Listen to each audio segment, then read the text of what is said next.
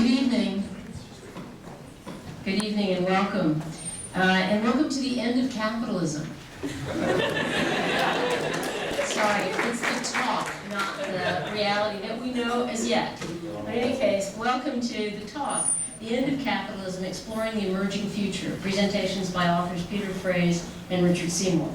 My name is Vivian Schmidt. I'm the Jean Monnet Professor of European Integration and Director of the Center for the Study of Europe here at Boston University. So our event this evening is taking place as part of a longer-term project entitled EU Futures, the aim of which is to explore the emerging future in Europe. It is the third of what we hope will be 7 lectures in a series called Interferences on the prospects of democratic politics in Europe in the aftermath of the recent financial crisis. And I should add, and ongoing Eurozone crisis.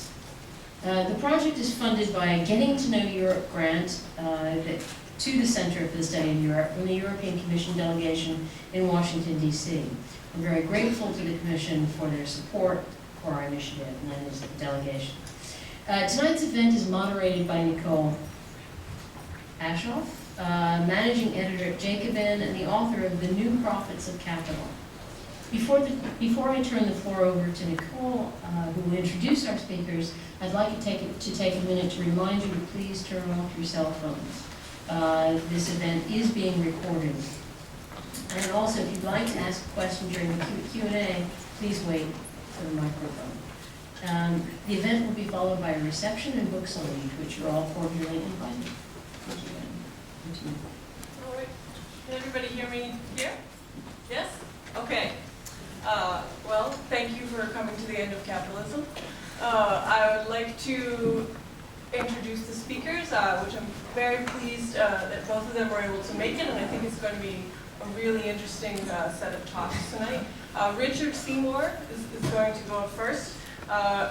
As you obviously know, Richard is the author of Corbyn, The Strange Rebirth of Radical Politics. He's also written a number of other books, including The Liberal Defense of Murder, Unhitched, The Trial of Christopher Hitchens, and Against Austerity. Richard is finishing a PhD at the London School of Economics. He's also founding editor of Salvage magazine. And I'm also very happy to introduce my Jacobin comrade, Peter Frase. Peter is an editor at Jacobin and also a longtime sort of core contributor to the magazine. He's talking tonight about his book, 4 Futures, Life After Capitalism. And Peter has written for a number of other outlets, including In These Times and Al Jazeera. So I'm going to hand the floor over to Richard. He's going to talk for about 20-25 minutes, and then Peter will talk directly after, and then we'll have some time for Q&A. All right? Okay, so when we talk about transitioning away from capitalism, it can sound like an incredibly abstract and distant and remote prospect. As I see it, my role here is to try to bridge that gap a little bit and make it seem slightly more credible. Of course, Karl Marx's approach to this question was famously to resist any talk of blueprints. We can't talk about a socialist utopia. We have to talk about building up the capacities of socialism in the present. We have to look at the interstices of the here and now and think about how we can work with the grain of contemporary tendencies. And in that way, we can start to move towards socialism far more concretely than if we design a blueprint toward which we have to work. So, in a way, in the UK at least, and this is happening in a number of industrial democracies, to some extent in the US with the Sanders phenomenon, the idea of a left, which has been forgotten for decades, is being reconstituted around the idea of a left government. And not even a very radical left government, it has to be said. I'll come back to this, but certainly not as radical as Syriza was intended to be, and probably just about as left-wing as the climate in the UK at the moment would allow. But more important than the idea of a left government, perhaps, is the idea of a left party. That is, the idea of representation. You see, there's a feeling among a growing number of people that we're not represented, and that it's about time that we had a party. And what Jeremy Corbyn in the British Labour Party was able to offer was the bargain of a lifetime. You could pay just £3 and you could finish off the Blairite scum. I mean, the Blairites, some of you don't know what I'm talking about. The Blairites are the most right-wing tendency in social democracy in Europe, let's put it like that. You could finish off the Blairites forever and have a big, well-funded, trade union-backed and affiliated party with parliamentary representation, a party of the left that represents you. And well, that's a hell of an offer. And many people took it up. Hundreds of thousands, in fact, took it up. But they wouldn't have taken it up at another time. So the fact that they did tells us something about the nature of the crisis of the present and the nature of the tendencies with which we have to work in order to make socialism a far more realizable prospect. The left, it has to be said, certainly the British left, did nothing to deserve this momentous opportunity. This is something that emerged very much within the crevices of capitalism. And that's why we have to start by talking about the nature of the crisis rather than talking more positively about the kinds of alternatives that we'd like to see. So I want to start off by talking about the conjunctural aspects. That is, the aspects of this situation that we're in today that make it possible even to talk about reconstituting something like a radical left. First of all, we all know that there's been a crisis of capitalism in one form or another since 2008, and we can talk about its various mutations. We start off with the crisis of the financial system, with the freezing up of the credit supply system, and essentially that exposed the fundamentally rotten nature of the subprime housing market, and also the fragilities of a whole system of consumption based upon speculation and debt, which was particularly strong in the United States and in the United Kingdom.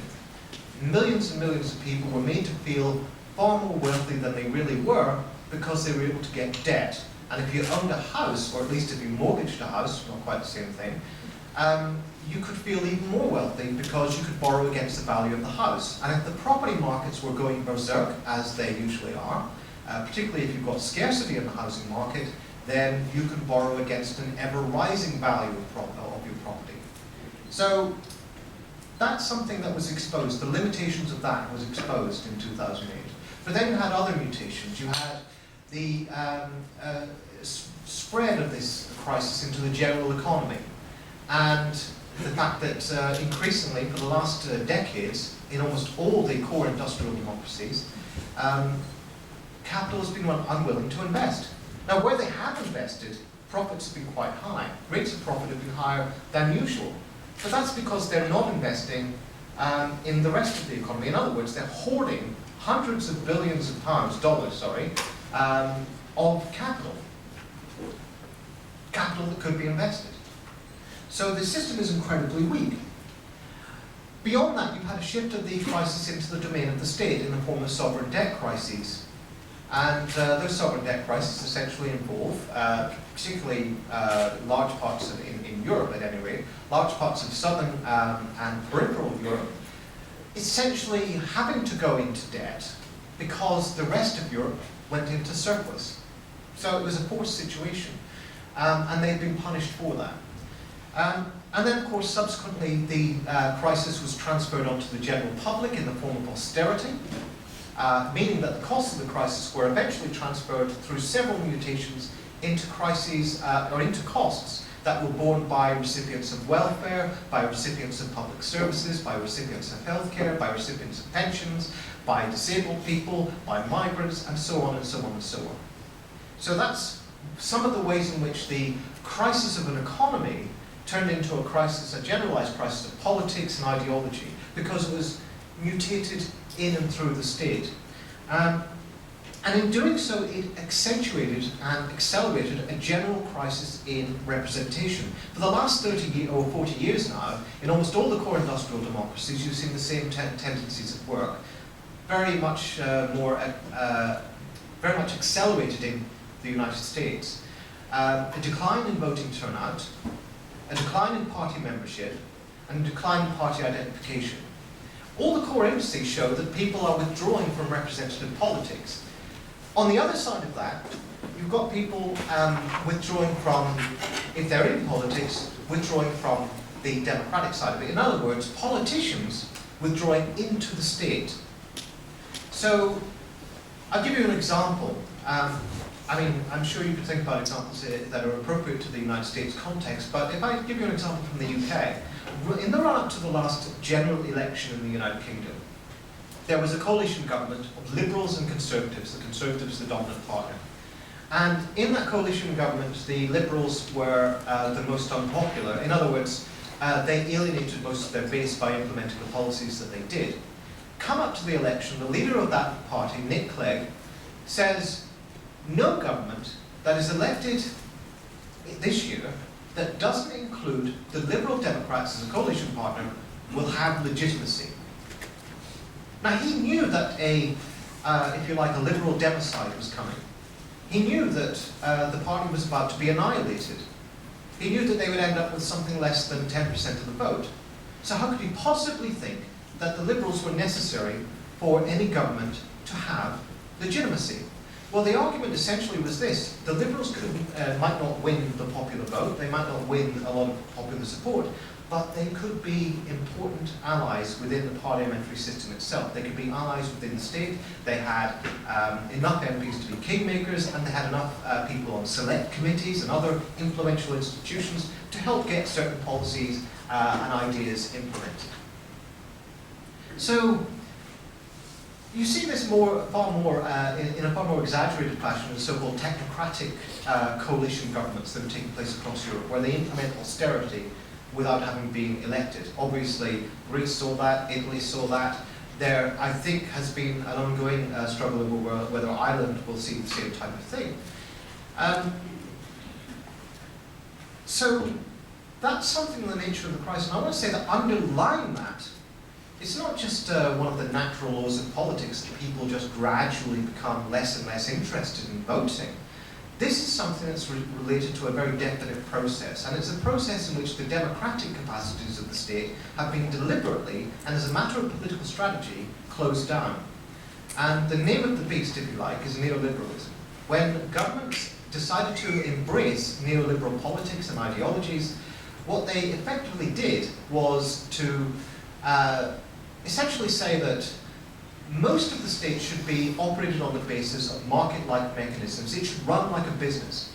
And where it isn't run by businesses, in other words, privatized, it can be run with business involvement in the form of quasi-non-governmental organizations or whatever.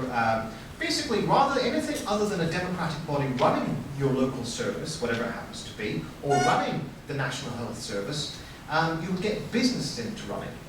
And there's the assumption under neoliberalism that businesses are the reasoning executive of the body politic. They know how to run everything. So no matter what it is, you can just get a guy from Prudential Insurance over to run your education system. They don't have to know anything about education. You just put them in charge of the schools and they'll know what they're doing, apparently. This is neoliberalism.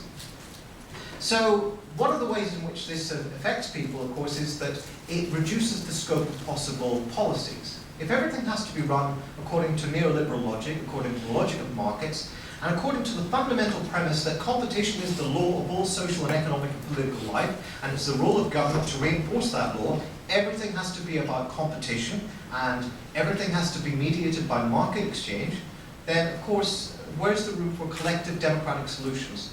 Where's the room for welfare, for example? Where's the room for anything that's run on a collective basis? Well, of course, in the last 30 or 40 years, the groups of people that have been declining to turn out to vote have vastly disproportionately been those of the poorest income deciles, from the most working class and most likely to be unemployed geographical areas.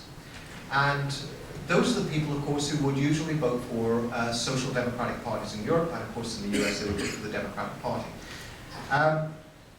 So the crisis of representative politics has been linked to a crisis of democracy, and it's also been linked, therefore, to a crisis of social democracy, because the social democratic parties have been disproportionately affected. They've been circumscribed in their ability to implement the policies that would give them any kind of legitimacy, that would give them a social base. So you get a situation in which growing number of people don't feel represented. But not only do they not feel represented by representative politics, they also don't feel represented in what you might call the representation of representation. In other words, the media. The media is supposed to give you a picture of the discussions and the debates that are happening among you. The media is supposed to reflect you. It's supposed to be telling you about the kinds of arguments that you're having in your house. And if you turn on Fox News or CNN or BBC or any of these other organizations, I don't think we really recognize, certainly most people from a very poor background don't, recognize this as a debate that they're having. The debate that's being held in the mainstream media is the debate that's happening among policy elites, because policy elites are part of the same elite as media elites. They run in the same circles, they have the same conversations, and essentially, when someone like Jeremy Corbyn comes along, they all have the same reaction, which is, this guy's from Mars. We can't make sense of him. What's he talking about? The problems that he's talking about, they don't even understand as problems. They can't even acknowledge them as problems, let alone recognize the solutions he's talking about.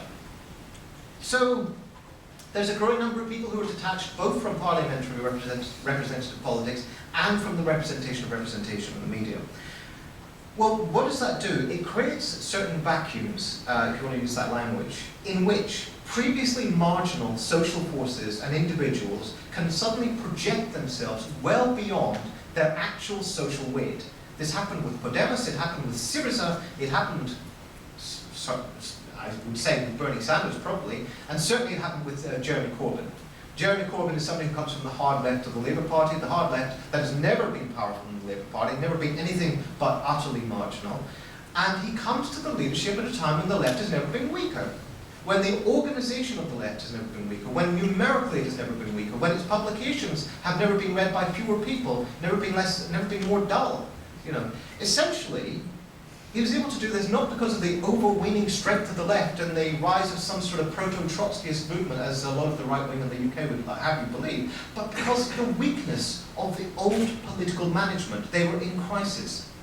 And there was also, related to this, a social demographic shift. And you see this here, you've seen it in Latin America previously, and you've seen it in Southern Europe. Social demographic shift is such that younger people have been moving towards, not necessarily towards the left, but towards a more socially liberal position. You know, anti-racist, anti-sexist, supporting trans rights, this sort of stuff. And that generational shift was radicalized by the impact of the credit crunch and subsequent mutation into austerity. Why? Because one of the ways in which austerity struck was to hit at the apparatuses of so-called meritocracy. In this country, you're told that meritocracy exists because the education system exists. If you want to get somewhere, you've got to get yourself education. Right?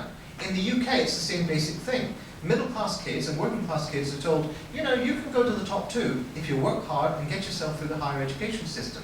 But of course, we all know that education, you know, it exists to produce hierarchy in a way, and it selects on the basis of properties that already belong to people of a middle-class background. But nonetheless, cutting access to higher education for working-class kids, as they did in the UK, and as has increasingly been the case across most of Europe, actually implementing policies, space-based and market-based policies that are already well advanced in the US, had the effect of telling young people, essentially, you're not going to have much of a role in the future of this country or this economy. In fact, what's going to happen is you're going to be shut out of the housing market because you're not going to be able to afford to buy a house, you're not going to be able to afford to rent a house if you live in London. And what's more, you're going to be frozen out of the jobs market because when it comes to it, unemployment is going to affect you. It's young people who are going to be frozen out. So there was this social demographic shift that was radicalized by very definite processes that were taking place within the capitalist economy and the capitalist sphere of politics. And they gravitated to Jeremy Corbyn.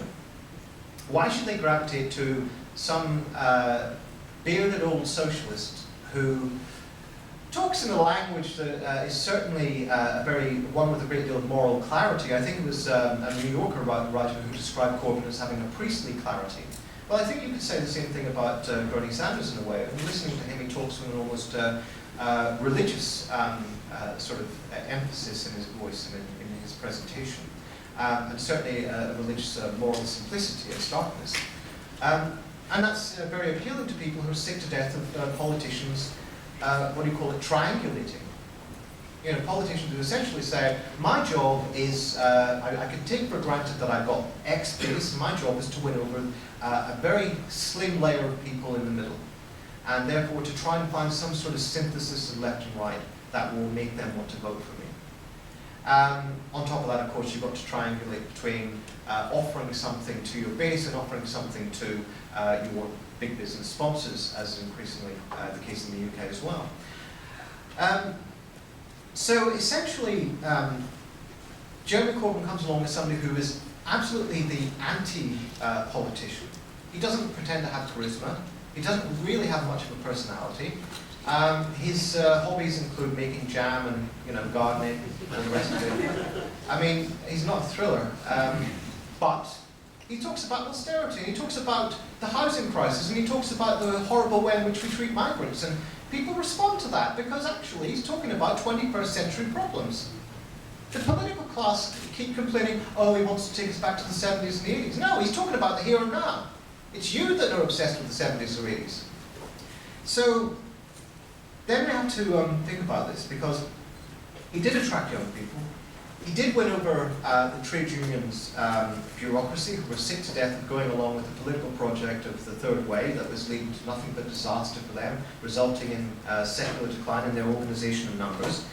And he did win over a certain cultural strata. He did win certain cultural arguments. And above all, he won, well, I wouldn't say above all, but on top of that, he also won a media battle. Now this is important. He didn't win the media battle by fighting on the terms of the media. He didn't go out and say, well, how can I win the next news cycle? How can I win this headline? How can I get the Sun, the reactionary tabloid, on the side? He didn't say that. He said, I'm going to go out there and tell it like it is. I'm going to tell it like it is in a way that rarely is said on the media. And the media are going to hate me for it, but the people who I want to vote for me are going to love me for it. And the more the media attacks me, the more they're going to love me. I mean, I don't know that he consciously thought all this out, but this is essentially the logic. So, one of the assets that he was able to make use of was a very good social media campaign. And this tells us something about the changing nature of media and politics as well. Because it used to be, back in the day, that the big media corporations had an ideological monopoly. If you wanted to make an argument, make a case, you had to somehow get onto the news and be able to explain it to a mass audience. And usually you were kept to the margins.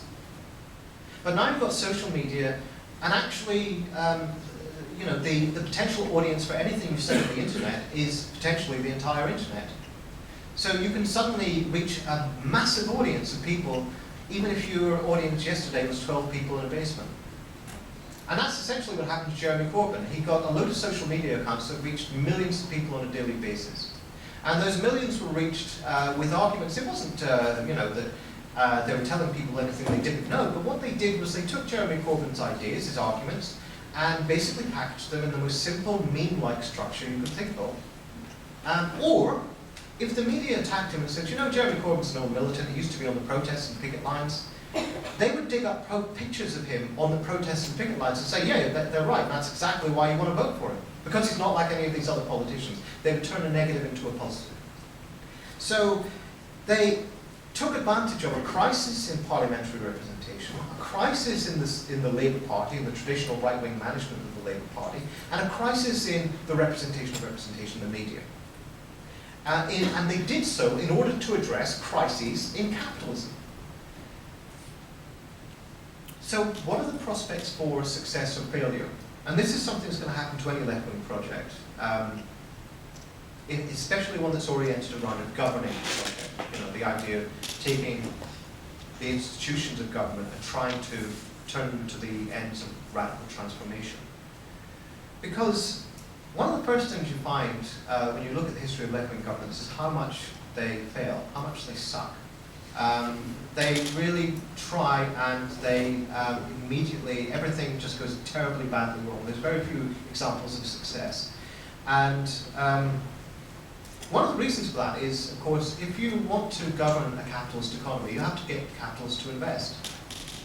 Well, how are you going to get people to invest in this economy? They're already hoarding tens of billions, hundreds of billions of dollars globally, right?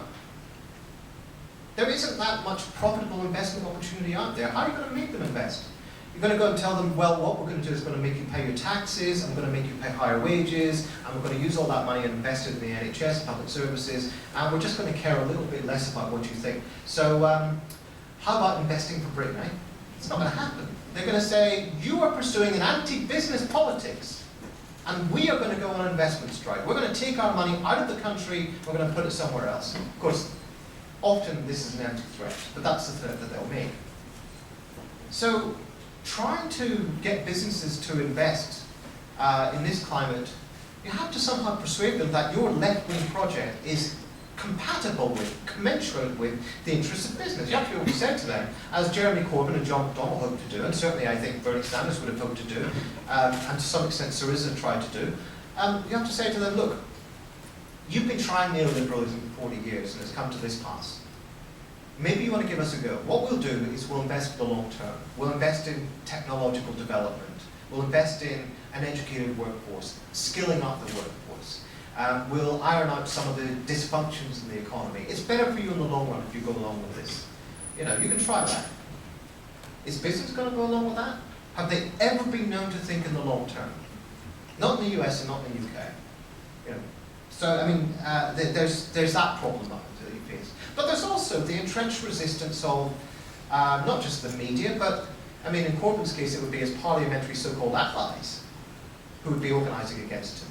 It would be the civil service as well, who like to keep things going as they are. So you've got all these sources of resistance against you, and Perry Anderson had a phrase for this. He talked about the way in which Labour governments had a propensity to become spotlight enclaves, surrounded by hostile forces. When you have conservative governments, you have an efficient circulation of power. They just seamlessly slot into the circulation of power. They're part of that whole system. Historically, when you had Labour governments, except for the Blair period, which was a sort of aberration, if you like, when you had Labour governments, you had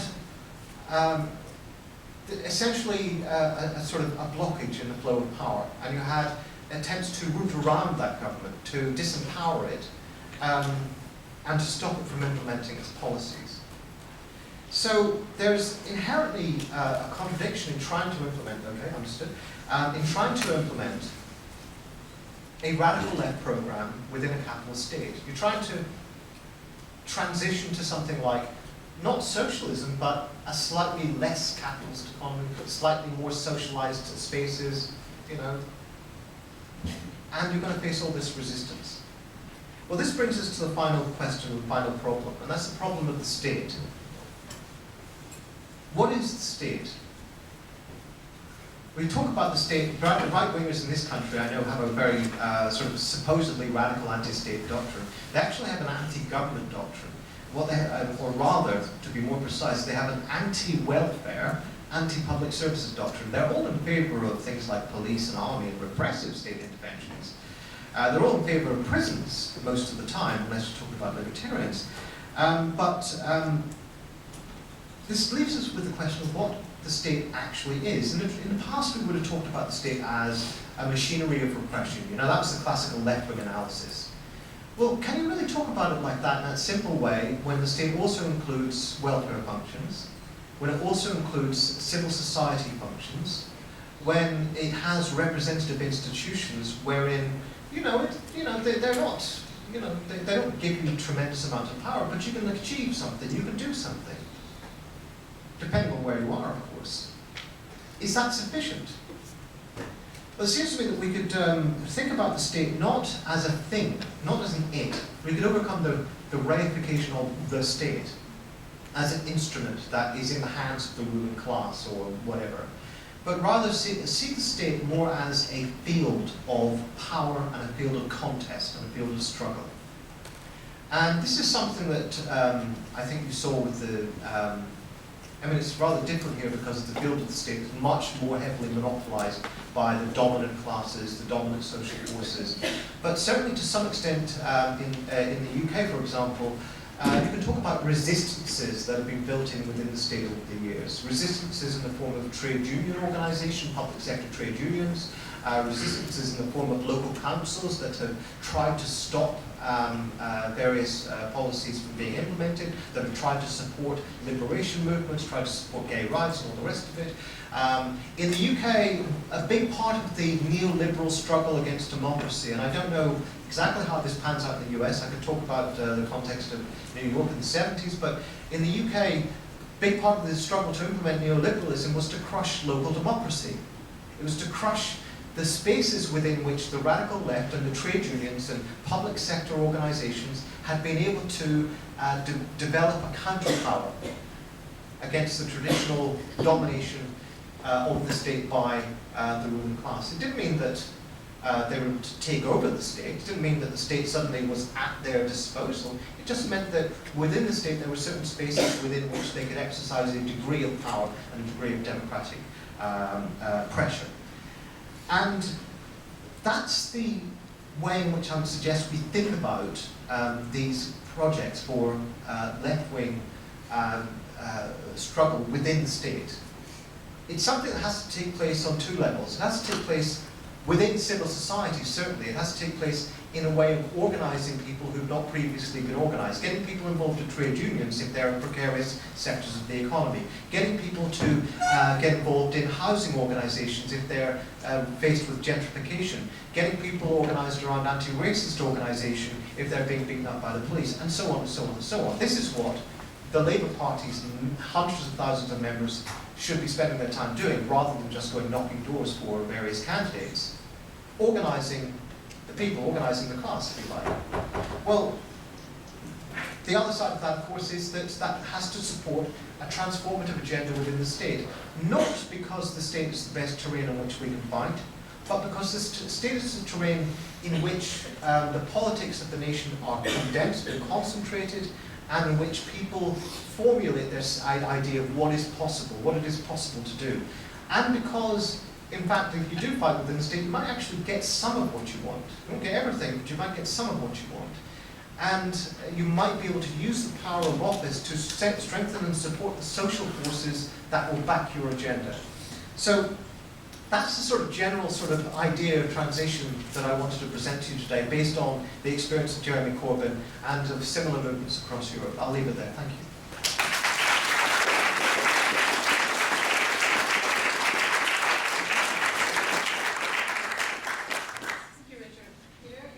Sure. Well, I'm very glad that Richard lost the coin toss and had to go first, because I think that was where I don't know where it belongs here. And I'm gonna have you get up and draw on the board for a second later, but I'll try to make sure I speak my points into the mic while in between doing that. So I think this is a good lead into what I'm going to talk about, even though it seems very different in some ways, because what Richard has identified is the crisis that capitalism presently finds itself in, cultural, political, and economic. And he started to lay out some of the elements of putting together a political force that can actually build something different and better.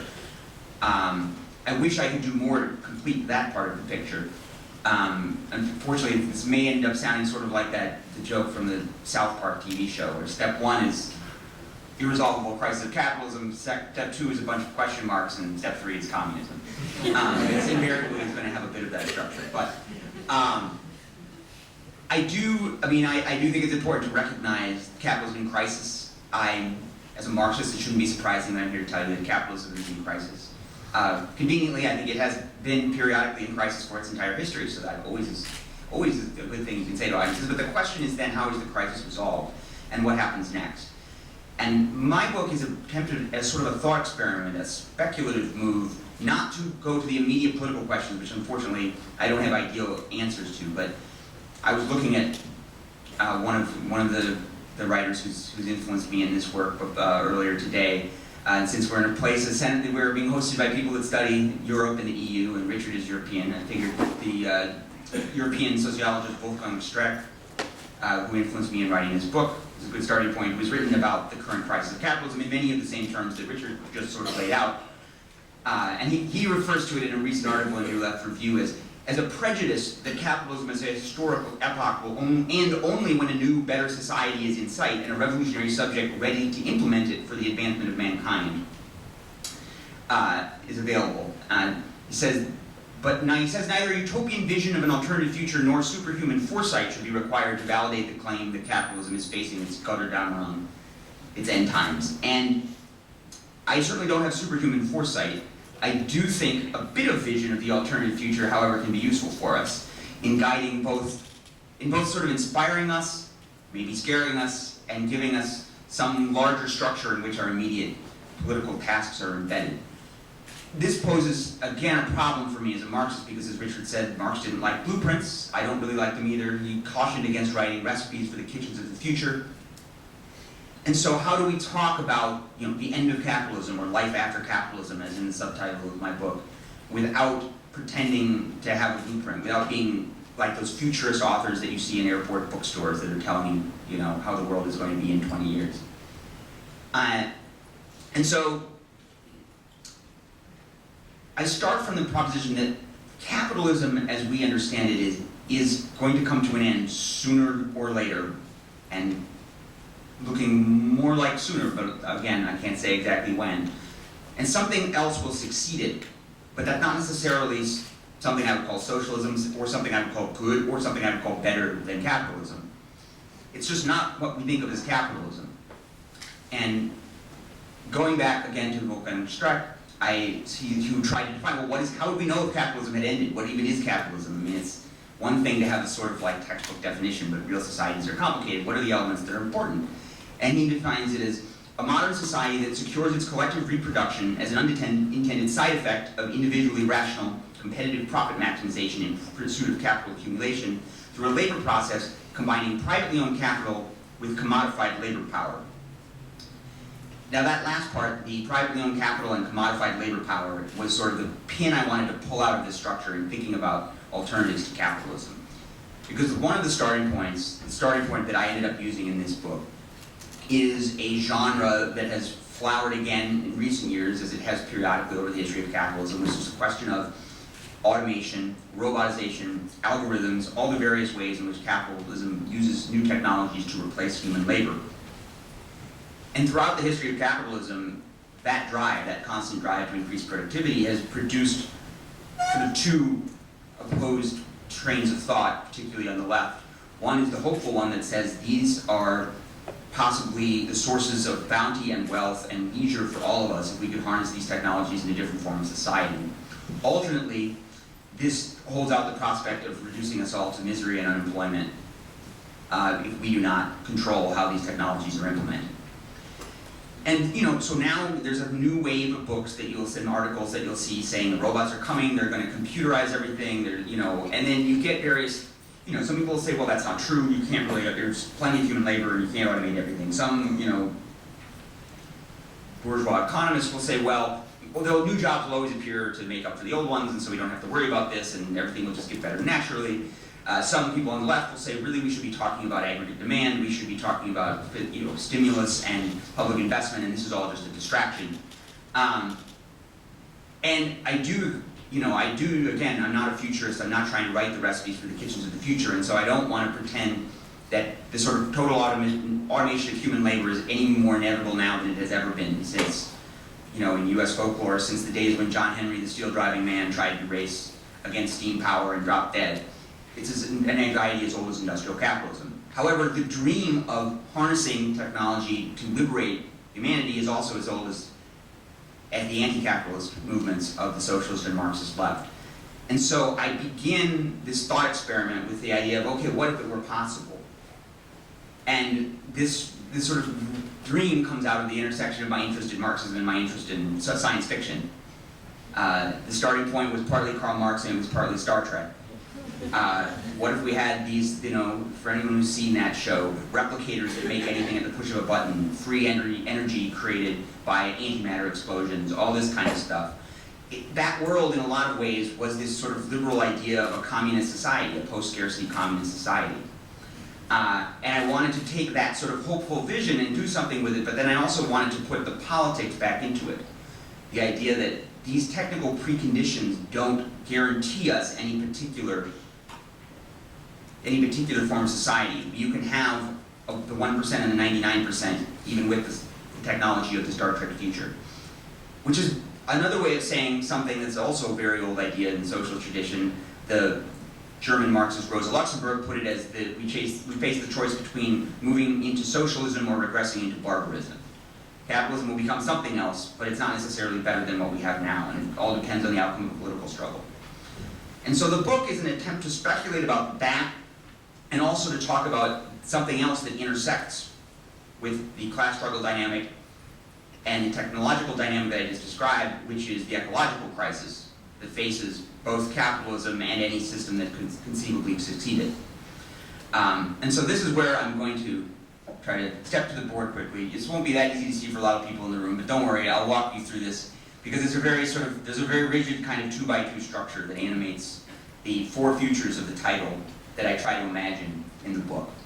So, as I've said, automation is sort of the premise. You know, even though I don't think it's true or desirable that you can ever completely eliminate human labor, I sort of take the extreme assumptions so that I can do the thought experiment. So then there are 2 other axes of variation, 2 other questions that rise.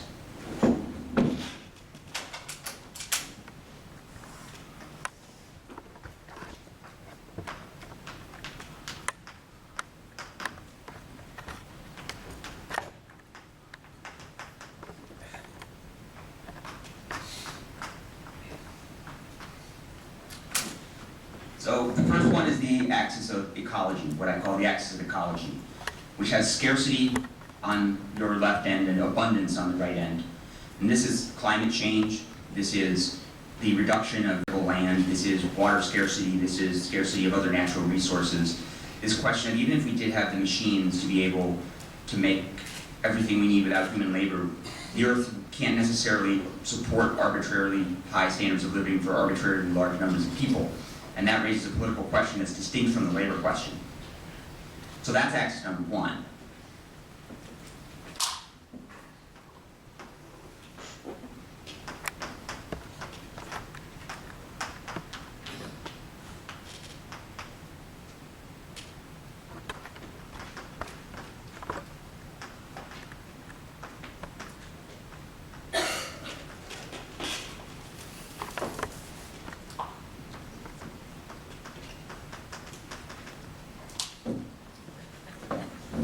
The second axis is class struggle, as I suggested before, or more broadly, the political dimension that is so often missing from discussions about alternative forms of society and where we go from here.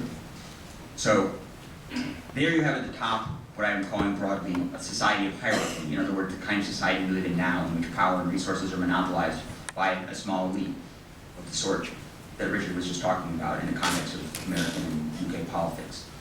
At the bottom is equality, which is one of the basic principles that has animated socialist and left movements forever. The idea that however much we have or don't have, however high a standard of living we can have in the future, that we can work that out in an egalitarian and democratic way, rather than having it decided for us by elites. And this leads us to the 4 futures that are just the 2x2 grid.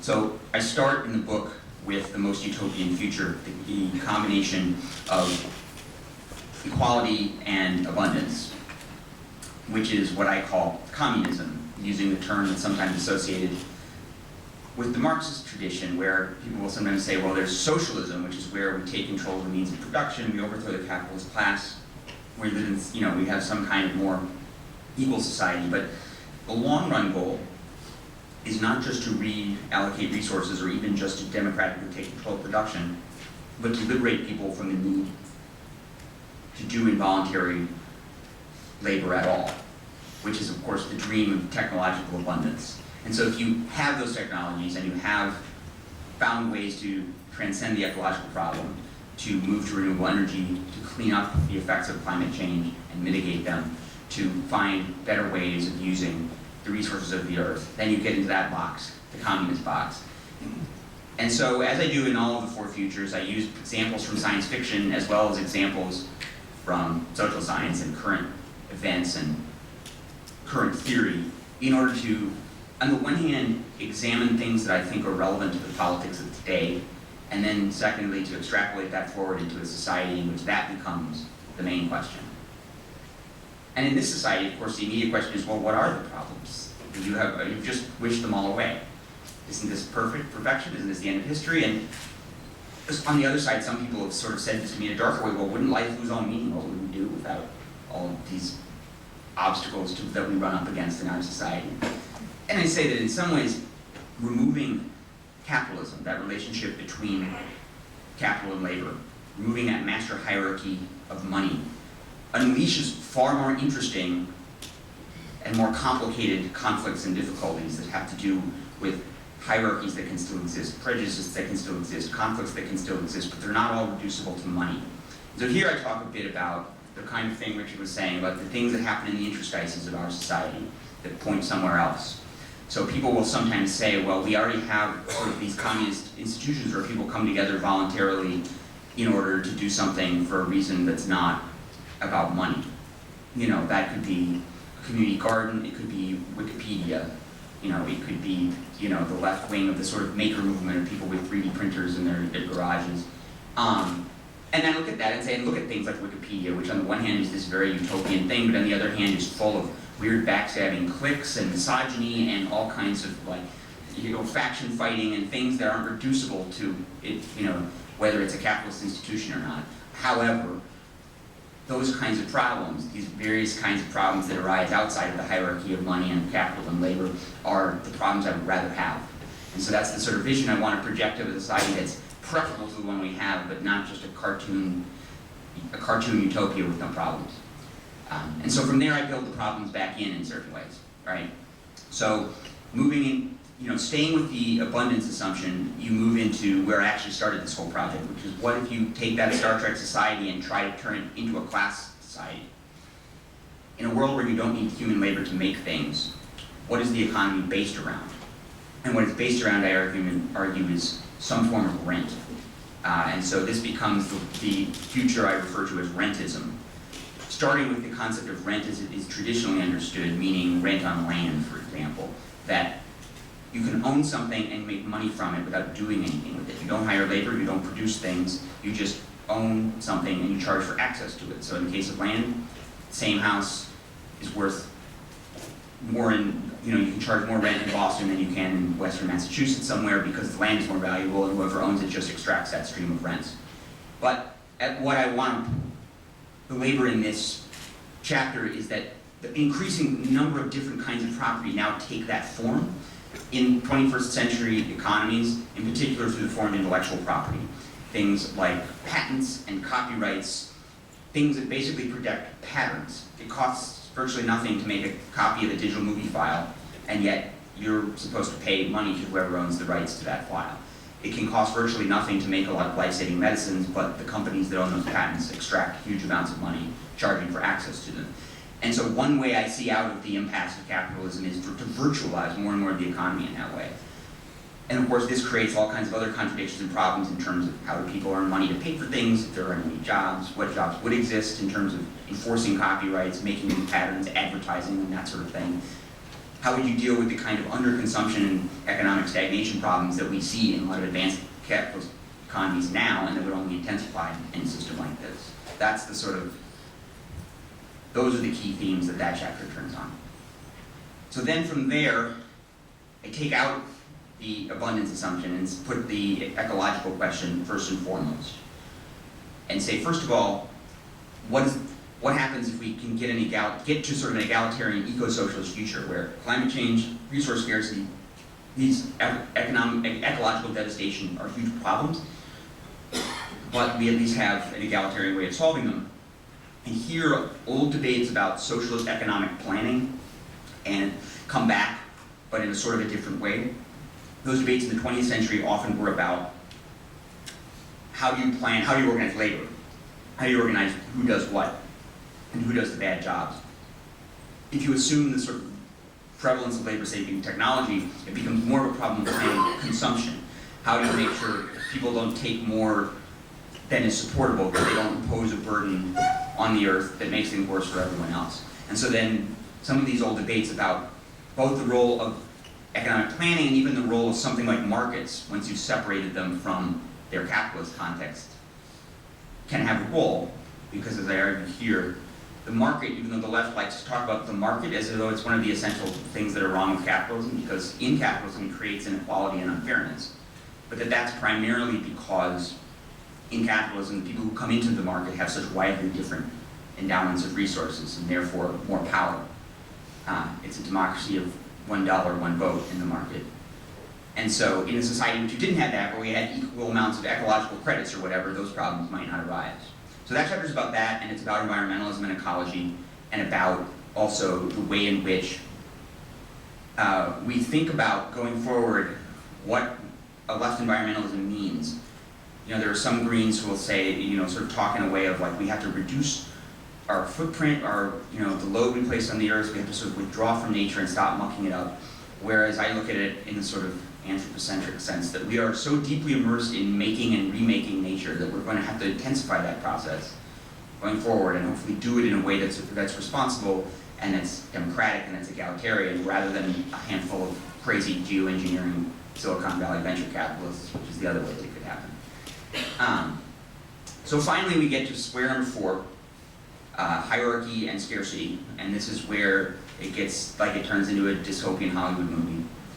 Because here the central problematic I want to get at, getting back again, when I talk about what is capitalism, core to it is that labor process combining privately owned capital with commodified labor power.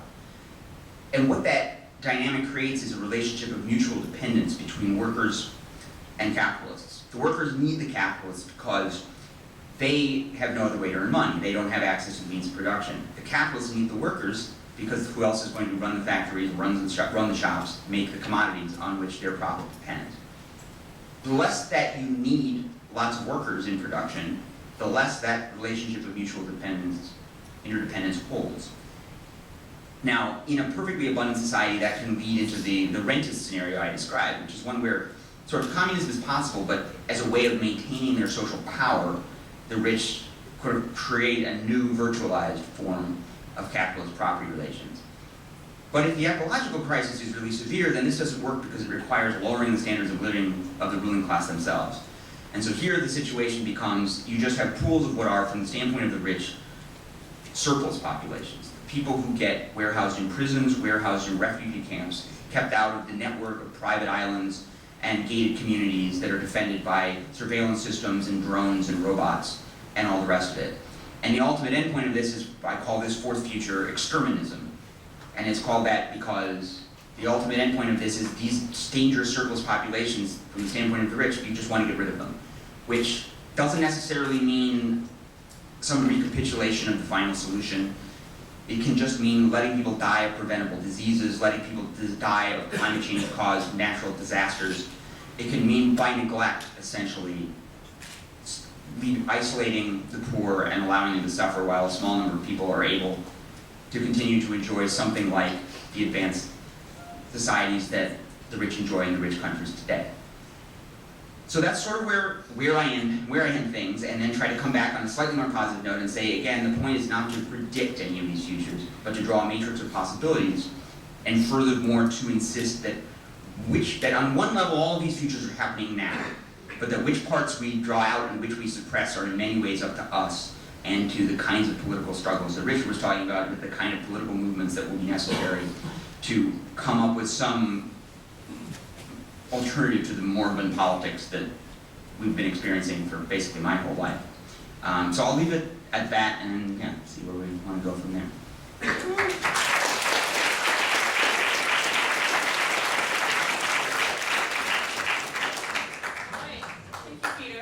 Can everyone hear me? Okay, so I'm going to use my powers as moderator to ask a couple questions of the speakers just to get the ball rolling, and then we'll start taking questions from the audience. All right, so Richard, I'll ping you first. In the US, we all were very excited about Bernie Sanders this year, or at least I was. But, I mean, if we compare a candidate like Sanders and Corbyn, we can clearly see Corbyn as far to the left of Sanders, and a different kind of candidate all around. However, at the same time, I think there are some interesting parallels between the two candidates. And I wonder, your book ends on a somewhat, I wouldn't say dour note, but it's not super optimistic about where things are going on the left. But I wonder if you might speculate a bit on sort of what lessons the U.S. left might draw from kind of the strange Corbyn experience happening in the UK. And Peter, I'll just say my questions for you now. First, I thought it might be nice for you just to talk a little bit more about why you chose models from speculative fiction or science fiction, and what kind of why you chose them instead of a lot of the sort of burgeoning left literature out there now, thinking about, some of it is futurist, but also just thinking about sort of solutions and visions. And kind of related to that, if you could just sort of, it's a speculative question too, but if you just talk a little bit about how a thought experiment like this might actually be used to build kind of social movements on the ground. Sort of what is the value of it for people out there, particularly in the sort of post-Bernie moment when people are thinking about, okay, what next? Where do we go from here? What kinds of projects do we want to get going?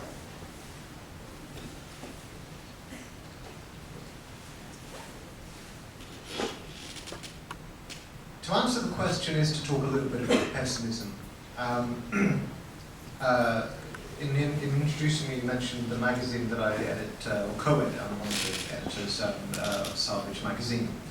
And we sort of distinguished ourselves and defined ourselves in a way as a kind of pessimistic publication. And by pessimism, what we mean to do is kind of organize a kind of counter-pressure, a cultural counter-pressure against the default left optimism and bad hope, which always results in disillusionment and demoralization and demobilization.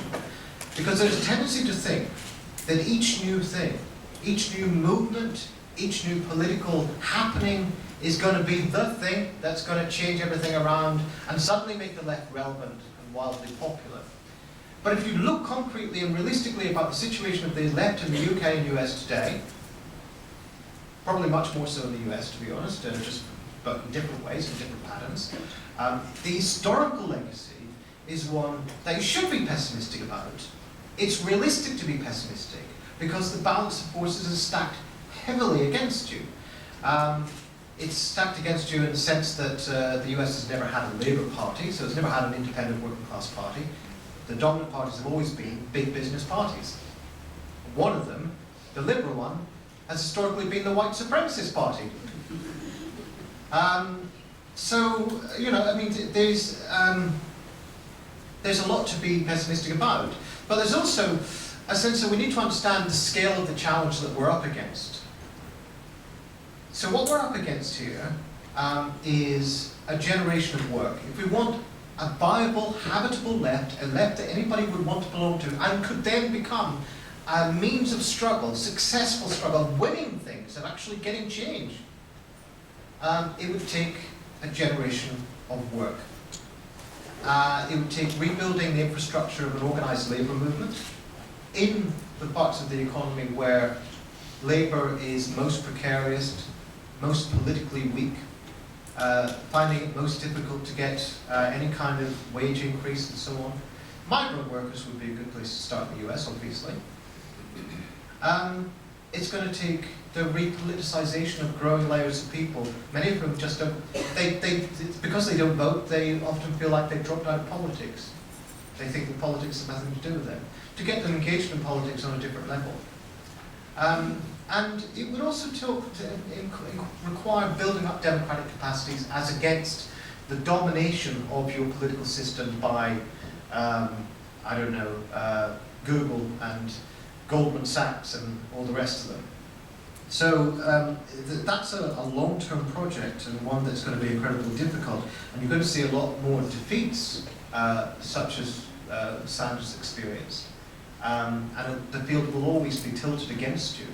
It will always be structured against you having any chance of success. And it will never be fair So going around, complaining about how unfair it is just going to be missing the point entirely. It's structurally unfair. It's supposed to be. They don't like you. They don't want you in power.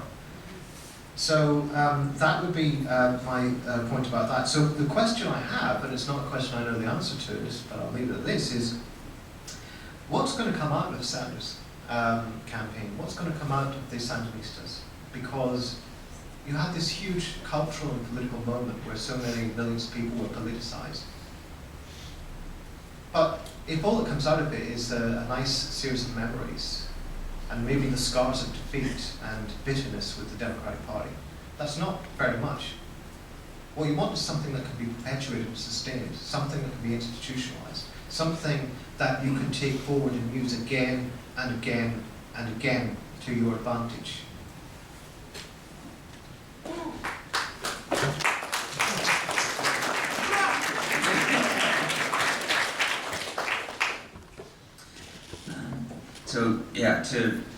So your question is for me, why use speculative fiction in an exercise like this? Part of it is that in a context where, as I agree with Richard that a certain amount of rational pessimism is necessary. I also think it's necessary to hold on to some kind of vision of how things could be different. And I think speculative fictions are very good at doing that, at allowing us to imagine that in a way that's not just dry theory, but that actually tries to bring to life other types of societies. The deeper reason why I specifically relied on fiction in work that's about the future has to do, again, with this question of not writing blueprints and not writing recipes for the kitchens of the future. Partly the reason to not do that is because they never turn out the way that you predicted, but the deeper reason than that is that there is actually an inherent contradiction between making confident predictions of the future and holding on to the version of emancipatory socialism that I do, which is one that says the future must be made democratically together by us in the process of political struggle. You can't believe that and also believe that you already know how things are going to turn out, because then you don't really believe in the democratic emancipatory struggle. And so the way I try to get around that is by using fictions, using stories, not as how things will be, but as here are things happening now and here's where you can possibly follow that imaginatively.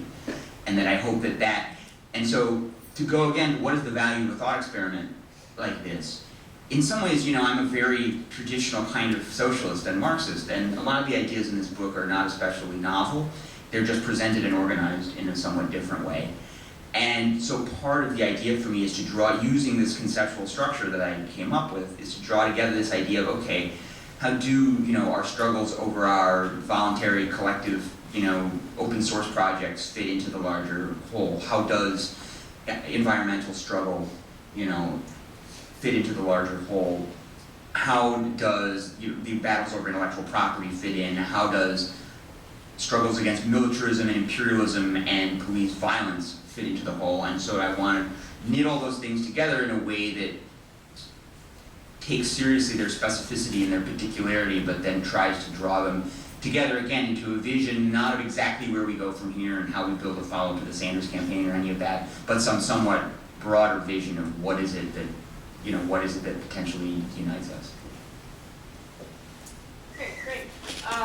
So I will sort of point to you in the audience. Please try to keep your question or comment brief, because I imagine there are a lot of people who want to have their voice heard. And there's a microphone. There are two microphones. So wait for the microphone, or perhaps you want to move toward the microphone, if that's easier. Okay, so who would like to go first?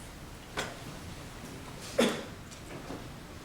Hi, yes, thank you both very much for your comments and moderation as well.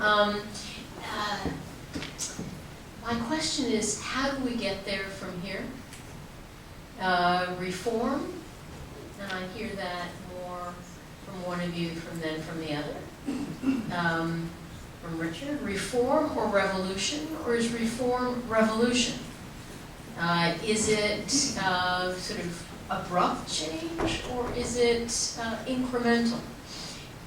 And I say that because it seems to me that often the left has had very good ideas, and Richard said that in power it doesn't get very far, etc. But even out of power, if you look at major changes in our lives at different junctures, it has been, even though the left has not necessarily been in power, look at the post-war period, where in fact you saw increase in democracy, social democracy, welfare, and all of that. So we're really talking about a certain moment in time, sort of the beginning of neoliberalism. And then my question is, is it possible that, and I think both of you are talking about social movement, is it possible that social movement can essentially put pressure in a way and circulate new ideas in a way that you get change without necessarily the kind of Marxian revolution that is utopian?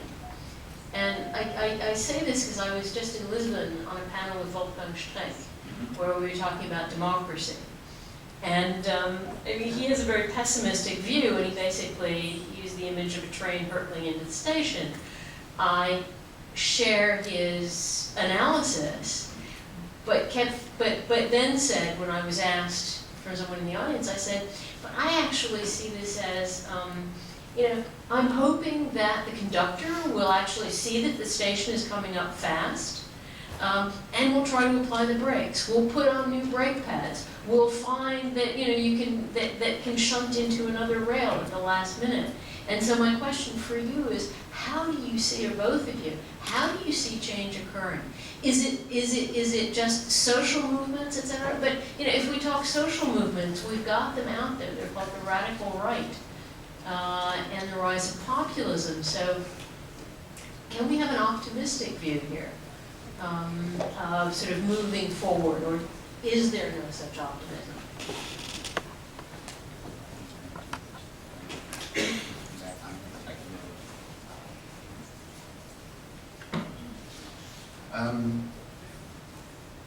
My brief answer to that is that I don't think you have to choose between reform and revolution, but you have to think concretely about the kinds of agencies that you need to convoke in order to achieve both. So, if you want to talk about, I should say, when I was reflecting on the state, I'm influenced very much by Nikos Palantzas and the idea that one needs a dual strategy, one of traversing the state, but also building up direct democracy on the ground. And I think that would be an appropriate way to think about political strategy in the 21st century, given the way the state has built itself into the fabric of everyday life. It's not a minimal sort of night watchman state anymore, so that's not feasible just to encircle it. But I do think that at some point one would need a rupture with the existing social, political and economic structures and order, and that there would be a fight, and that the existing ruling class would put up a fight, and the struggle would become a revolutionary one. So the real question is, you talked about social movements, is that the format in which we can build something up? Well, that's become a bit of a cliche actually in today's sort of situation. Corbyn talks about the Labour Party becoming a social movement. It's rubbish. Parties are not social movements. Social movements cannot be wished into existence. Social movements emerge around the problem of the reproduction of a given social relationship when it becomes problematic, when it becomes politicized, whether it's sexism, whether it's patriarchy or white supremacy or capitalism or something else. And when you have social movements, then you can relate to them. So my answer to that would be, let's not fetishize the idea of social movements. Where movements arise, it's the job of good radical left political parties to incorporate them, to take in their critique, their ideas, their forms of organization and experience, and condense them and concentrate them at the level of political organization, and give them that sort of expression, and hopefully to demonstrate that they can be useful to the movements. But sometimes you just have to have what one of the eminent creators of the international socialist tradition used to call revolutionary patience. In other words, sometimes you just have to sit on your hands and wait and see.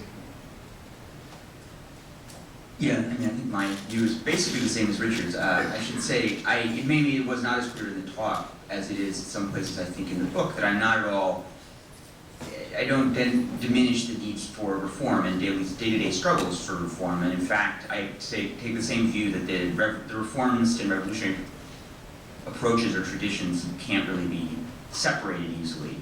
And I talk some in the book about both older ideas like shorter hours and higher wages, and also some newer ideas like the universal basic income, and how things like that might point both in the direction of intensifying some of the trends toward automation that we see, and also opening up those spaces for non-capitalist collective activity. At the same time, I agree with Richard that the moments of rupture do arrive, the moments of great conflict come when the ruling class is no longer content to allow you to sort of build communism around their ears. And that's where I think, to me, the lesson of the social democrats of the 20th century was not that they were wrong to win the welfare state or win the reforms that they did, but they were fundamentally not prepared for and did not have the movements that would be prepared for the tensions and crises that ultimately led to, that ultimately resolved in a right-wing neoliberal direction. And so it's the attempt to think those two projects together, which is a very difficult one, but I think the one, all these questions of how do we consolidate social movements into things that can contest political and state power, how do we work through all these immediate questions while also thinking in a bigger sense about the crises that our victories will inevitably produce. That to me is one of the really tricky strategic problems for the left today. Okay, great. I think I'm going to take like 3 questions together. The speakers can answer them. The gentleman here in the plaid shirt. Peter just mentioned what I was going to ask about, which is universal basic incomes. I was wondering if you could talk about that. If we're having increasing automation and less work to go around, do you think the left should be focusing on universal basic income? I know it's being talked about in Europe actually as a policy, but do you foresee actual movements on the ground, like in the US, that's feasible in the near future? Anyone lady here? I also had a question about the role of globalization in building a viable left movement, and how partnerships between the global north and global south could work. Great, and one more gentleman with glasses.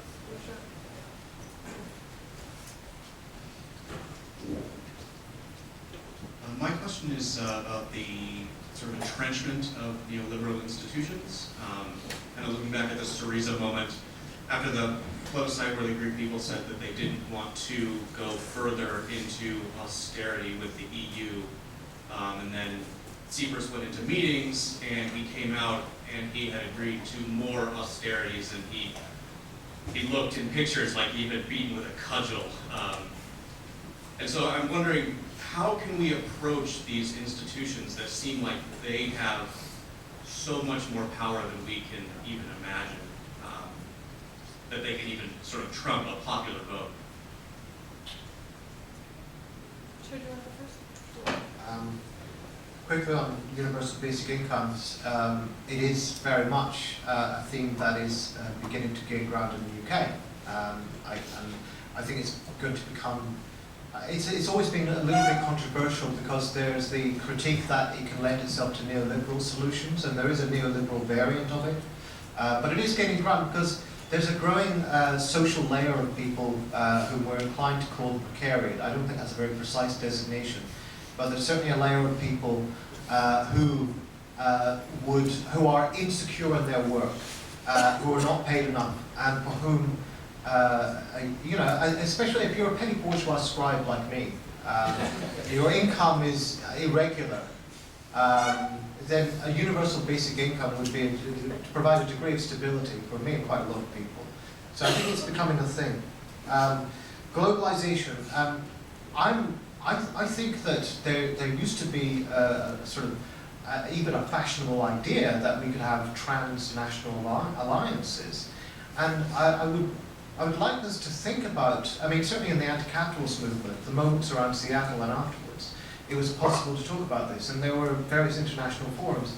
That seems to have gone into abeyance as politics has turned more inward, and certainly. Maybe we will have to think about imaginative ways of restoring that. Certainly, the global project of corporations hasn't stopped. We've seen that with the various trade deals, and the right-wing answer to that, which is isolationist in a sense, in another sense chauvinist and bigoted and militaristic, is not going to be an answer that benefits working people. I mean, it certainly won't benefit working people in America if you cut off relations with China, because you're not going to have as much cheap goods to buy. You'll have a massive loss in the value of your income. But there must be an internationalist alternative to the nationalist right. So I'm with you. I'm just not sure how we materialize that, how we turn it into something. It's similar dilemma occurs whenever there's a war or an issue where there's a humanitarian crisis, like in Syria. I would love to be able to say that we had a version of the international brigade today, or something like that, where we didn't have to sort of rely on the idea of the US military going in and acting like Superman. You know, we're going to go in there and save you. And we have these magical beliefs in the powers of the military to solve everything. I would like to believe that we could form international coalitions, a coalition of the willing, if you like. But it's very difficult to materialize that. It's very difficult to turn that into something real. Lastly, entrenchment of neoliberal institutions. Look, I think it's important to say this about Syriza. Two things. Number one, a big part of their leadership had no intention of fighting. Right? A big part of their leadership was so pro-European that their understanding of the situation was, we get elected, we demonstrate our respectability as a centre-left party, we try and negotiate for terms, we take the terms that we're given. Right? That was their strategy. There was another part of the leadership that really did want to fight, and they just didn't know how they were going to fight. They thought, you know, if they demonstrate enough moral capital, if they put enough pressure on, then the EU would start to cave. The second thing we have to bear in mind is the Greek left was in the most powerless position you can imagine for an elected government. Not only was it a radical left government and thus surrounded by hostile forces within its own country, but it was if you like, a peripheral country within an imperialist structure of the European Union. In other words, the role of the Greek economy was to buy German goods and to run up debt, right? And then to pay for the crisis of the Eurozone when things went wrong. Well, that meant that there was a tremendous amount of political power that came with that came with the sort of dominance of the German economy within the whole system. So that it wasn't just the Greek government that was ruling, it was also the European Central Bank that was ruling, it was also the financial ministers of the Eurozone that were ruling. It was also the European presidency that was ruling, it was also the IMF that was ruling.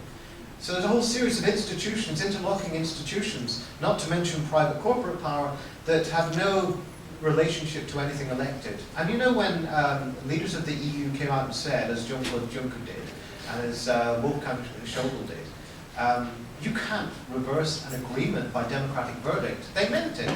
The European Union is a rules-based club for rich men. Rich women too sometimes, but mostly rich men, right?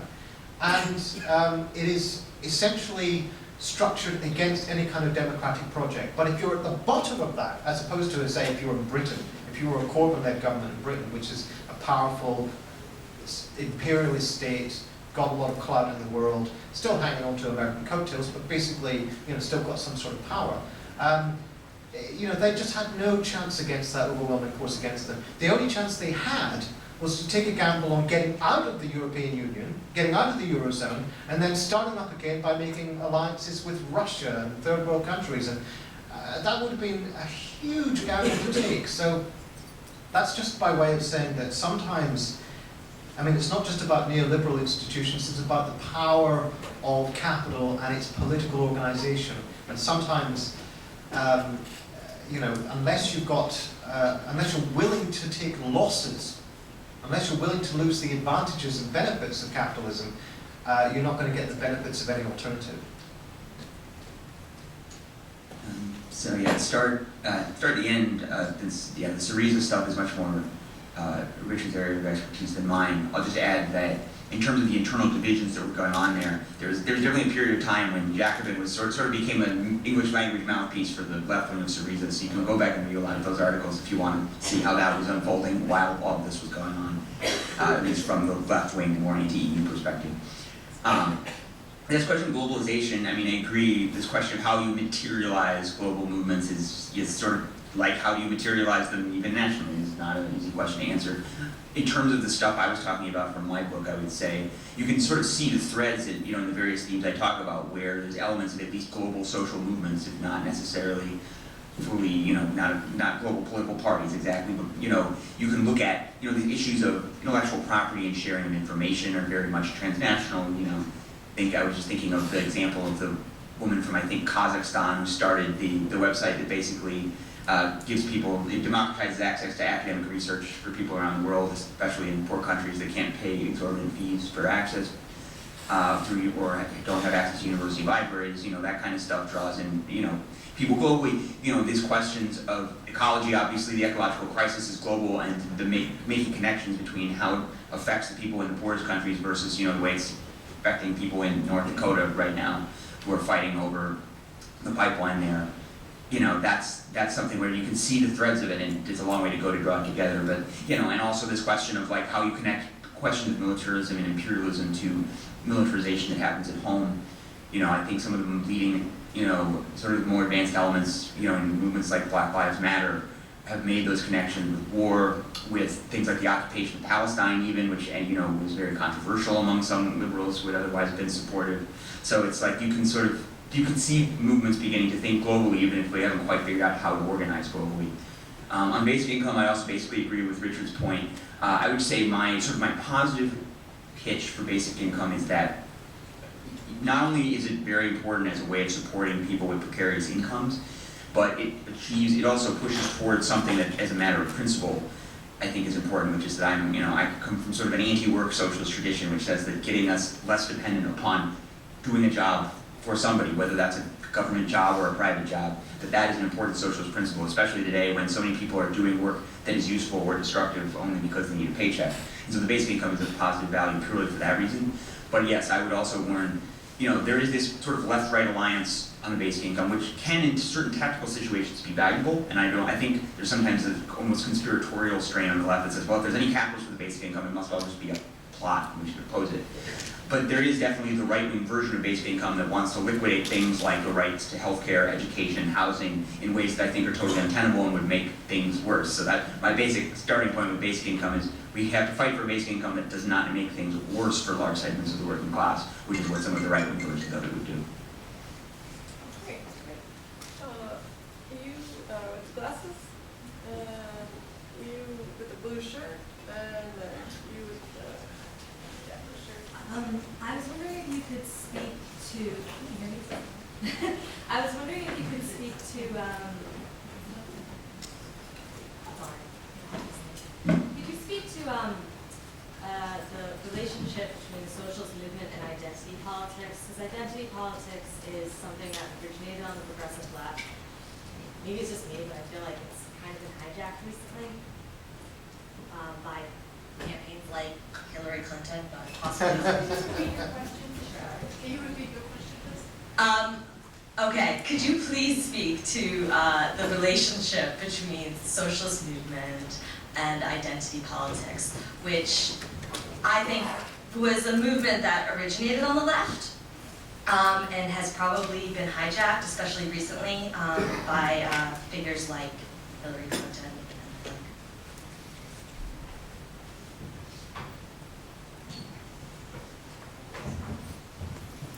So I'd like to take a stab at answering Richard's question, or at least the beginning of it, also raising a question of my own, and it has to do with sort of the dialectic of class struggle and ecology, because I think the metaphor that was raised before about the careening freight train is apt. If we were to take those four quadrants and map them proportionately, the upper left, most dystopian quadrant, would be, of course, the one that would be way proportionately larger than all of the rest. But I think, on the other hand, that look at what's happening with ecology, that we do see some areas of opening up of struggle. So, for instance, when we take the Paris Treaty, for instance, on the one hand, it doesn't do much at all. It's a handshake. It's not a binding agreement. On the other hand, the goal that it sets of 1.5 degrees Celsius rise is actually only possible, according to a recent study, if we actually dismantle fully 1/3 of the current fossil fuel extraction sites that are currently in existence. Meanwhile, we have trillions, or at least hundreds of billions, possibly trillions internationally being invested to extract more fossil fuels on top of what's already being extracted. So in a way, the very, very mild demands of what we can all agree upon are necessary for climate, to reduce climate change and to ultimately become sustainable, are in a way transitional demands that lead us away from capitalism. And I'll just wrap up on this, the Dakota Access Pipeline struggle is huge in terms of intersectionality, because you start with indigenous rights, and of course it's one of the biggest ecological struggles that's taking place right now. Or at Northeastern University, you have an occupation of campus grounds, or at least there was an occupation there recently, was ended, it's taking new forms, but highly intersectional struggle as well, where you have SJP, Students for Justice in Palestine, other groups rallying around that in solidarity, because it's an issue that intersects with all across. And my stab at the answer, Richard, is that people did that occupation in part because of a memory of Occupy Wall Street, right? And I do think that something of an imprint of a memory of that hope that Bernie gave us will not die, but will find itself sort of transmuted in different forms of struggle that go forward.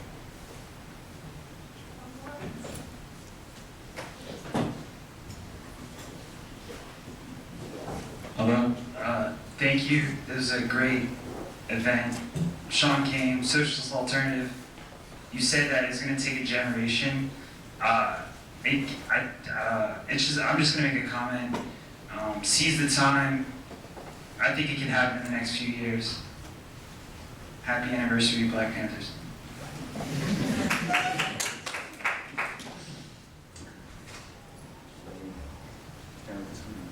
Nicole, can we take one more? Sure.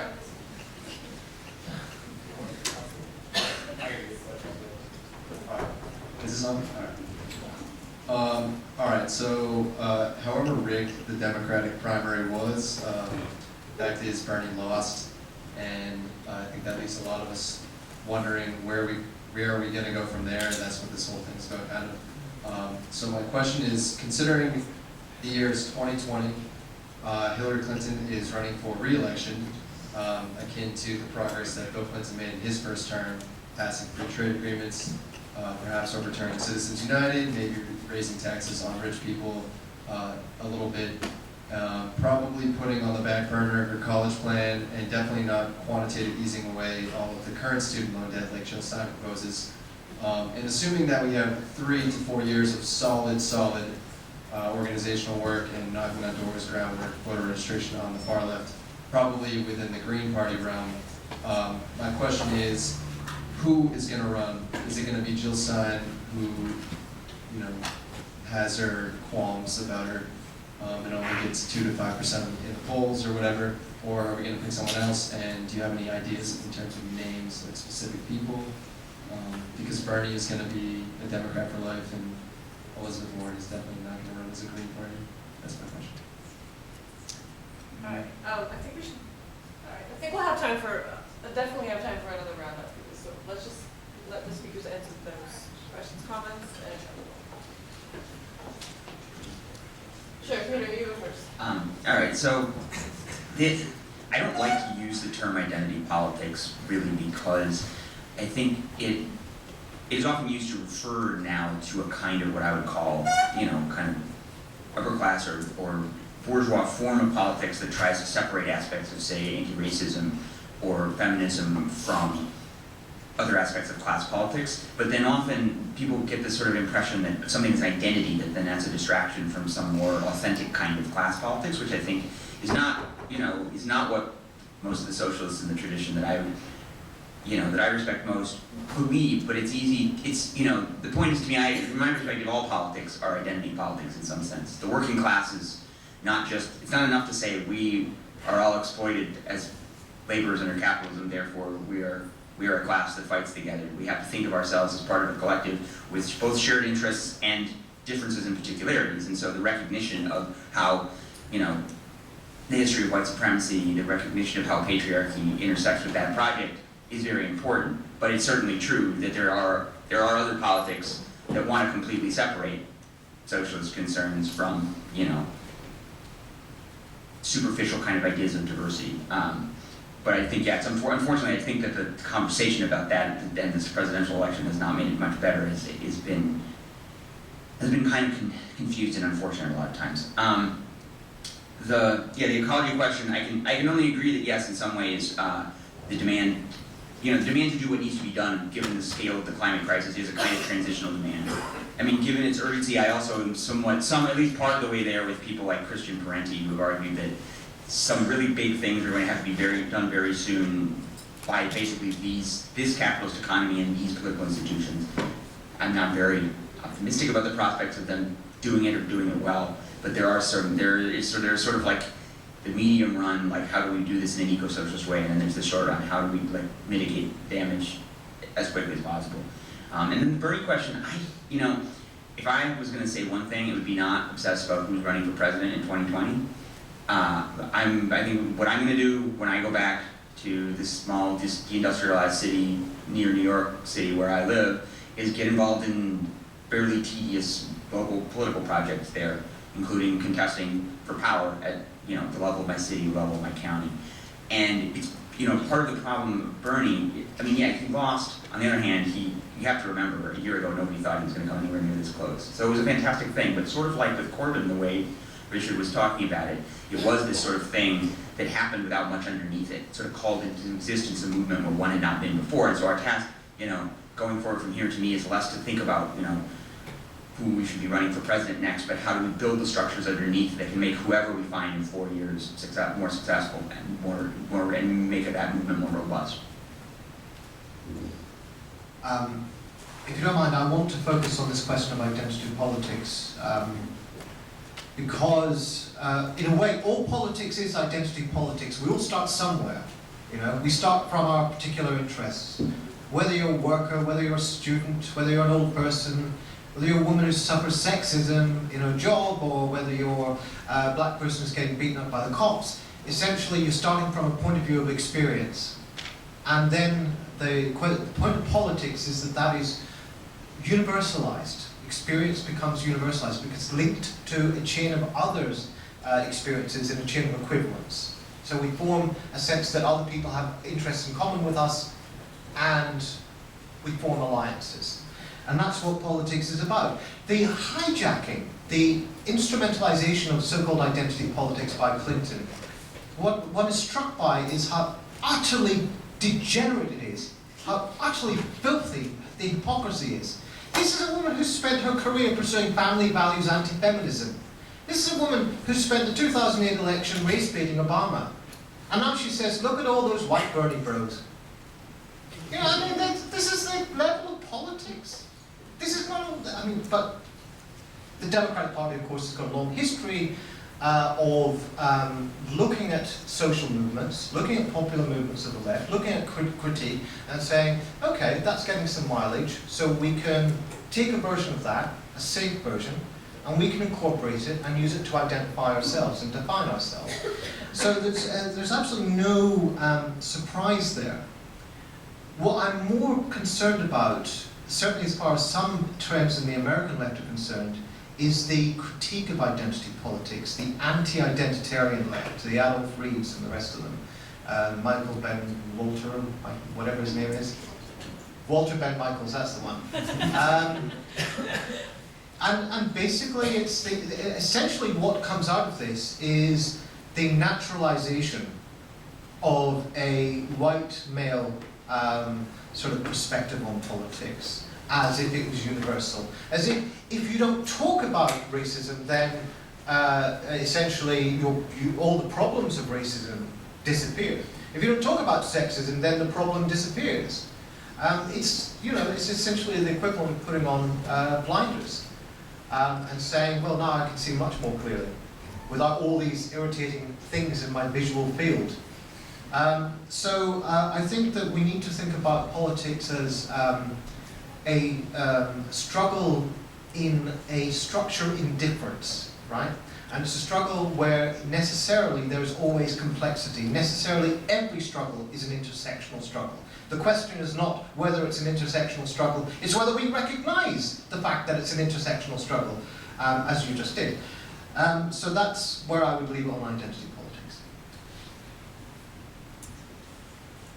All right, I'm not going to intervene in that debate, but I will say that I disagree somewhat with your assessment, Richard, of Walter Benwickle's and Adolf Reed's argument, but we can save that for another time. I won't be aggressive as a moderator here. Who else would like to ask a question?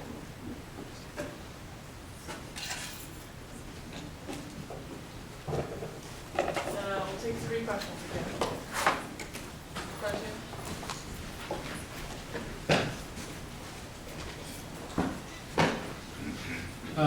In your opinion, what would be the ways in which Antonio Gramsci had called the common sense beliefs, in other words, how would that be able to be criticalized into the good sense beliefs, as he called it, among a huge demographic of the population? So, I mean, if we're talking about all the Bernie supporters and people on the progressive side, in my opinion, for any revolution to succeed, if we're not following the Leninist model, we're going to feel like we need to mobilize a large percentage of the population, part of which still clings to the belief that capitalism is the best bet in town, even though it's clearly working against their own interests.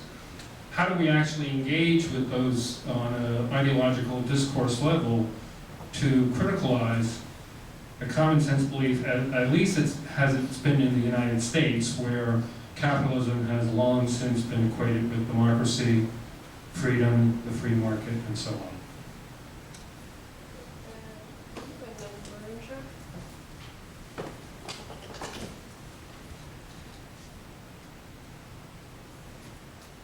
Thanks to you all for being here, and thanks to the organizers of this event. It's really awesome to see so many people out here talking about this. Rich, at the end of your talk, you were talking about why do left-wing governments fail, and you were talking about how essentially you're still running on a capitalist economy, the means of production are privately owned, you have capitalists that are investing.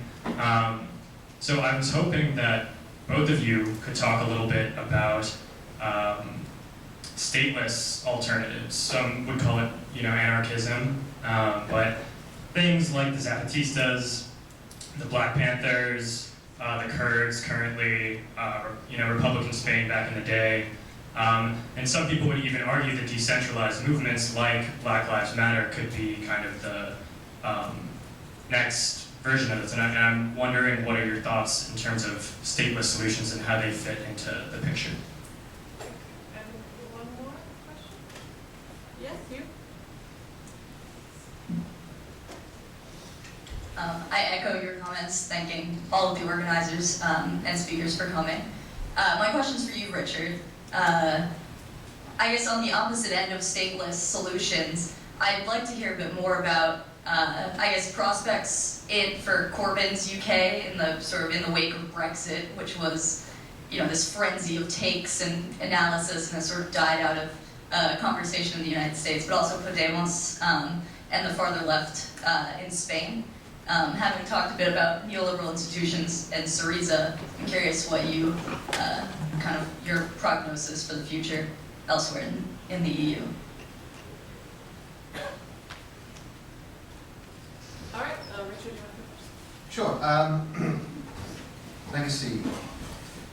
Briefly about stateless solutions. I want to say, first of all, I don't think that all of those that you mentioned were entirely stateless. I don't think Republican Spain was stateless, for example, but I get the point, and I think that there's a long history of socialist organization from below, as it were. There's a history of workers' councils, Soviets. In Chile, you had Cordones. You had Shura councils in Iran, revolutionary Iran. You had various attempts to develop institutions that could exercise real power real authority. In other words, this institution says, you've got to do something, you do it as if it was the government. Those sort of institutions have been crushed up fairly quickly most of the time because it's very difficult to get them up and running when they're surrounded by, capitalist power. But one of the ways in which we can think about this is, you remember the Occupy movement, RIP. The Occupy movement was a sort of really interesting moment because it tried to do three things. One, it tried to do something prefigurative. It tried to organize as if these institutions were like Soviets, were like workers' councils, as if they were little direct democracies in operation. Second of all, they tried to have a forum for debate, where you could turn up and have a discussion and argue things out. And, had weird practices with the hands and all the rest of it, but basically, it was a real space for discussion. And then you had something else. It was a platform for organization, where you would turn up to one of these things, and then you go off and do something else. You go and organize people, try to get people to join a union, or go and protest somewhere. Very interesting experiment. The big mistake, well, it wasn't a mistake, if it was a mistake, it was a forced one, was that they couldn't occupy somewhere that had any strategic meaning whatsoever. They occupied spaces that didn't matter to anybody and could easily be shut down by overwhelming police power. Back in the day, you organized people who were important in a way to the economy because they were workers, and you occupied a factory and you shut something down. Now the police would come for you. I mean, certainly this country's got a long history of violent labour struggles, but the point is that when you do that, you're exercising power. That's why they come for you. And so I would say that there is a history to draw on here, and it's a history that we can look to if we want to look for examples of alternatives to purely statist, top-down solutions. But I don't think that we can just, I think the fantasy of being outside the state is just that, it's a fantasy. We are all inside the state whether we like it or not. And even when we set up these institutions, they have some reference to state power. And the state will have some sort of reference to us. Just briefly on Gramsci and common sense beliefs and their conversion. I think we need to think about how ideology works, because quite often we approach it in a very literal way, in a way that misses the point. In Britain, Brexit happened, right? And Brexit happened on the basis of a slogan, take back control. It was a beautiful slogan, because in Britain, nobody feels like they're in control. Since the credit crunch, you were supposed to, on the left, we're supposed to think, oh, right, everybody's going to turn Marxist and we're going to, have a revolution. No, nothing of the sort. People, in first sense, was safety, vote for the centre, and let's try and just do things at least a little bit fairly. And that didn't work, so now, the hard right are getting control. But the point is that when you ask people about the situation in Britain after the credit crunch, and I know that there's similar sort of sentiments here, often you hear the sentiment, why aren't people more angry? And there's a general sense of bewilderment, and a sense that things are not making sense, and that we're not responding politically in the way that we should. And so when you come up with a slogan that says take back control, what you're doing there is you're metaphorizing a lot of different experiences, different ways of feeling disempowered. Some people feel disempowered because they're middle class and they're stuck in a declining region, along with a lot of other people who are in decline. Some people feel disempowered because they don't like all the immigrants who've moved in next door. Some people feel disempowered because their vote hasn't mattered for years. There's lots of ways of feeling disempowered, but the point is ideology always adverts to and mentions diverse and polyglot levels of experience. And the way in which you talk to people, it's a kind of like a dream work, displacement and metaphor. You talk to people on that level, and you form alliances precisely through that strategy. So I would suggest some creative thinking on this front. How can you formalize a slogan that subjectivates a broad and diverse coalition of people? Final thing, just briefly on prospects. Look, I think Britain is over. I think Eliot has the phrase a dream kingdom, a twilight kingdom, and that's what the United Kingdom really is at the moment, because what's going to happen is it's going to go for Brexit, it's probably going to go for hard Brexit, meaning It will not remain part of the single market, meaning it will lose its major trading partners, meaning that it will have lower growth, it will be a meaner country, it will be a country that is losing, and it will be a country run more and more by the hard right. It will be a country that turns more and more to racism in order to manage this, and it will be one in which Scotland has bolted, because why should Scotland remain attached to a declining former empire? You know? So essentially we're talking about the rump UK, where there used to be a sort of relatively affluent property-owning democracy, in other words, lots of people who owned houses and therefore felt wealthy, no longer feeling particularly wealthy and turning to the right. I think prospects are pretty grim, to be honest, and I think there's the, you know, if you want to talk about fascism in today's age, imagine Trump as president here, imagine the hard right in charge of Britain, and imagine a special relationship as a global pole-star reaction. If you want to think about something grim, there you are. Well, that's true. Yeah. To the sort of Gramscian counter-hegemony question, Richard's points about ideology are well taken, and on the need to kind of figure out ways to speak to people's desires and their perceptions of what's gone wrong in a way that actually works. I would just sort of add the one thing, because you talked a little about sort of persuading people about the problems of capitalism and so on. One, I think, of the great advantages we have now over even not that many years ago, as I think is indicated by that this event happened and a lot more people here than I think would have been here for an event like this a few years ago, is that it's less necessary to convince people that this system is not working. People perceive that. It's more that, it's the Margaret Thatcher problem, there is no alternative. It's, what Mark Fisher called capitalist realism, or Fredric Jameson's joke, it's easier to imagine the end of the world than the end of capitalism. So it's that elaborating, like what Fisher was talking about, this sort of vision of where we can, not sort of like bang people over the head with what's wrong with the system, but actually trying to elaborate a vision of, take back control or whatever it is. What is sort of a more emancipatory alternative look like. As for statelessness, statelessness is sort of the horizon of my utopian vision, right? For me, Marxism and anarchism kind of end up in the same place about that, which is why my kind of communism future is one where you don't need sort of big top-down structures to manage scarcity, because that's mostly what they do. So if you don't have the scarcity, you don't need the structures. But yeah, I also agree that there's sort of in practice, in our politics today, there's limitations to how much you can sort of carve out your own space while being agnostic to the state. There's Cory Doctorow is one of the science fiction writers I use in the book, and he has a book coming out next year called Walk Away, where the title is this reference to the idea that you have enough technology, productive technology, your 3D printers, your nano probes, all of that, then you can literally just walk away from civilization and just set up your cooperative and just live free, right? Which in some ways it's just a futuristic recapitulation of frontier myth. In reality, you can't, even if we get a lot more cool gadgetry than we have, and even if it's decentralized in nature, there's limits to how much of that you can do.